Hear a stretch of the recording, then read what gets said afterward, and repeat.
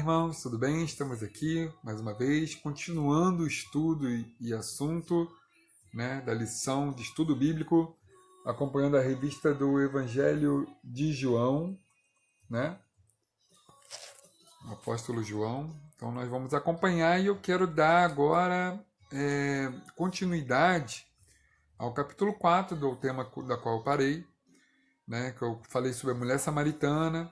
Né? Quem não assistiu, volta lá no vídeo para poder acompanhar, né? O segmento aqui, o estudo. Porém, ali eu deixei já toda a fase da mulher, né? E a conversa com Jesus, naquela situação, já deixei bem um pouco esclarecido naquele momento. Mas eu saltei alguns versículos que correspondem ao versículo 27 até o 38, na qual Jesus conversa com os seus discípulos, né? Então, no primeiro momento, no versículo 27, quando os discípulos chegam e eles veem Jesus conversando com a mulher, isso causou uma admiração muito grande nos discípulos, né? Mas nenhum deles perguntou o que aquela mulher queria, né? Então, a princípio, a gente pode se remeter ao que eu já comentei no outro vídeo, sobre a diferença entre judeus e samaritanos, né?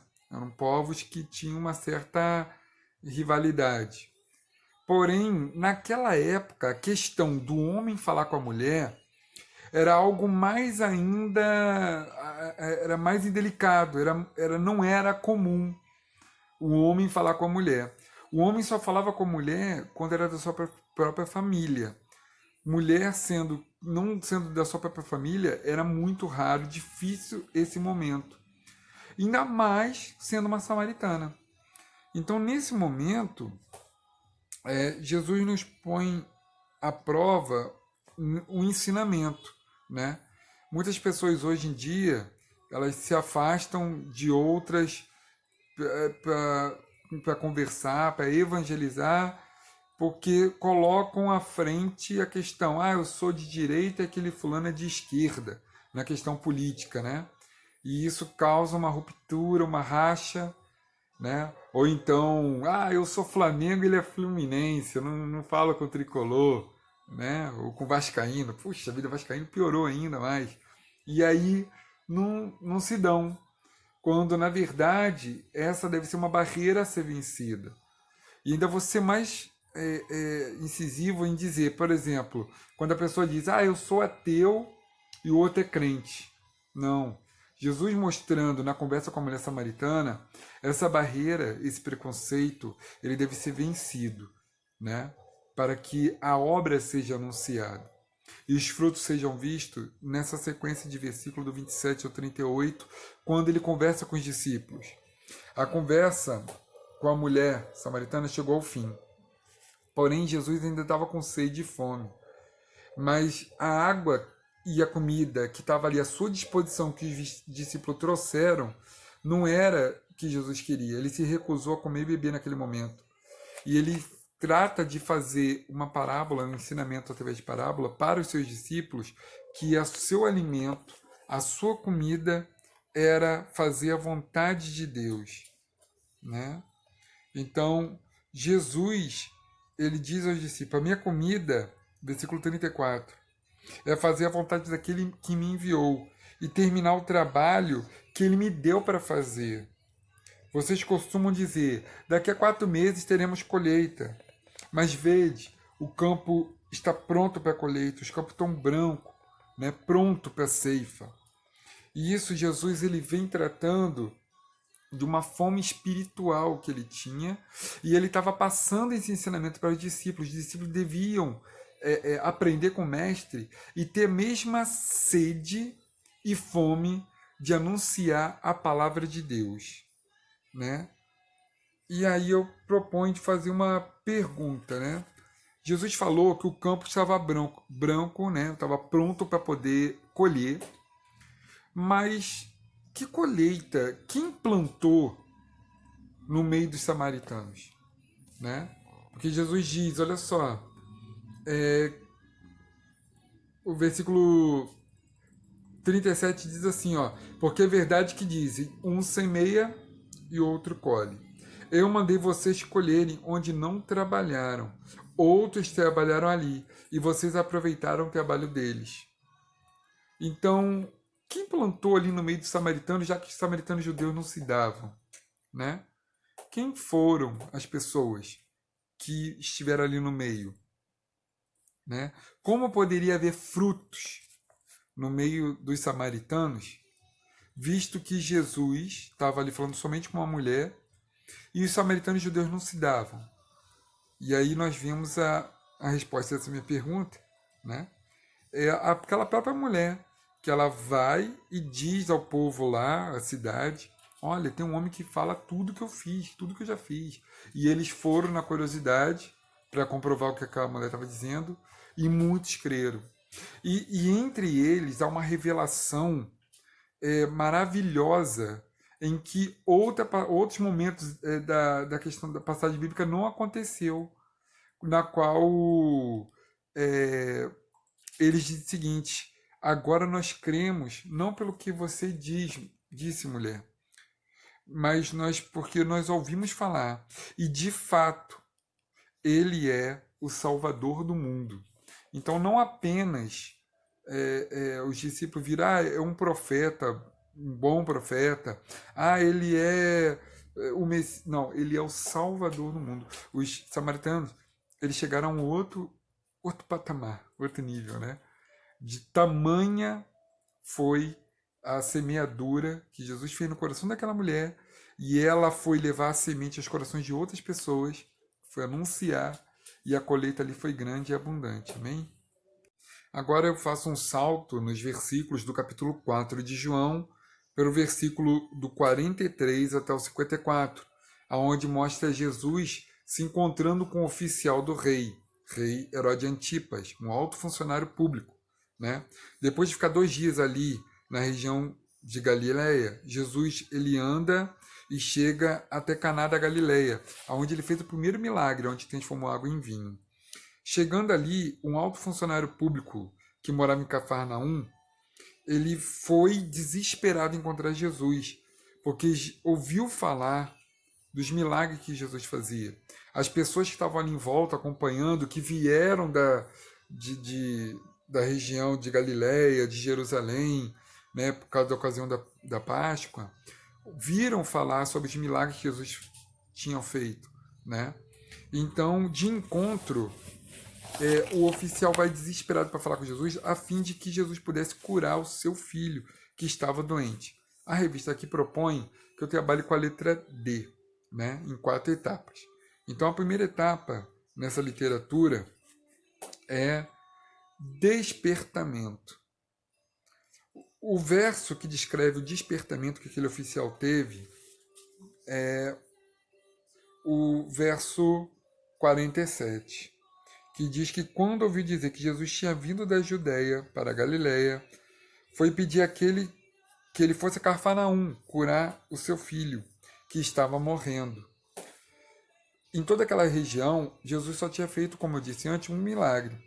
Mas, de alguma maneira, aquele oficial, ele despertou dentro dele, ele acreditou em Jesus, ele teve fé em Jesus, mesmo não tendo visto, talvez, nenhum milagre.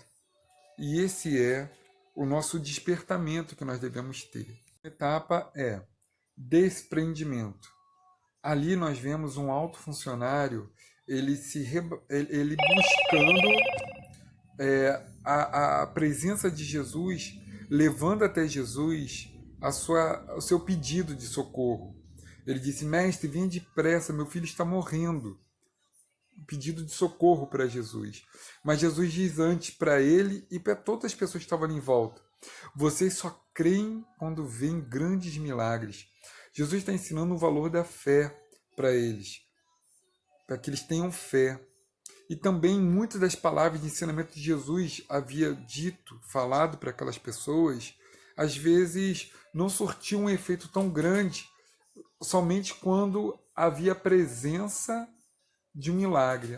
Quando havia um milagre, era quando aquelas pessoas davam valor às palavras de Jesus. Mas Jesus, ele tem um momento onde nós devemos nos ater às suas palavras e não viver despretensiosamente, né? Mas se desprender de alguns valores, se desprender de algumas posições, de algumas situações, para se apontar para a fé na qual Jesus quer nos ensinar, no caminho que nós devemos andar. Agora, a letra é declaração. Bom, ao longo do seu ministério, Jesus ele operou milagres de muitas maneiras. Mas naquela ocasião, com o homem ali, ele decidiu apenas falar: vá, seu filho vai viver. Ou volte para casa, o seu filho vai viver. Isso mostra um momento decisivo que aquele homem teve em acreditar nas palavras de Jesus. Ele não insistiu mais para que Jesus fosse com ele, ele apenas acreditou. Hoje nós devemos acreditar, mesmo sem ver o resultado final. Devemos acreditar na cura dessa doença que está abalando o Brasil. Devemos acreditar na inscrição para um concurso que vamos fazer, na capacidade que nós temos de estudar, de conseguir aprovação, numa proposta de emprego que surge, que vai surgir. Nós devemos olhar, ter um olhar de fé, um olhar lá na frente, né? Da conversão do marido, da esposa, dos filhos, do vizinho. Nós temos que usar o nosso olhar de fé, acreditar nas palavras de Jesus e demonstrar isso, né, no nosso coração, como esse funcionário aqui. Ele devia ter muitos outros empregados, que ele devia dar ordens para trabalhar, para pegar alimentos para ele. E ele, diante de um homem ali, de um carpinteiro, que disse: vá, seu filho vai viver. Ele creu e voltou para casa. A palavra é declaração, né? E aí, no versículo 51, diz que antes de chegar ao seu destino final, esse oficial se encontrou com seus empregados. E os empregados disseram: o seu filho está vivo. Então ele perguntou: que horas que isso aconteceu? E que ele começou a melhorar.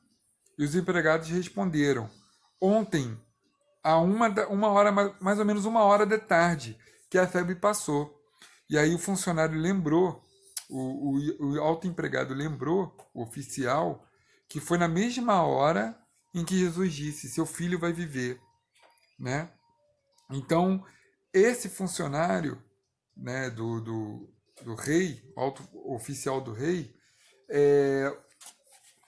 levou para sua família o acontecimento, o milagre e também a fé e o evangelismo, porque toda a sua família também creram em Jesus.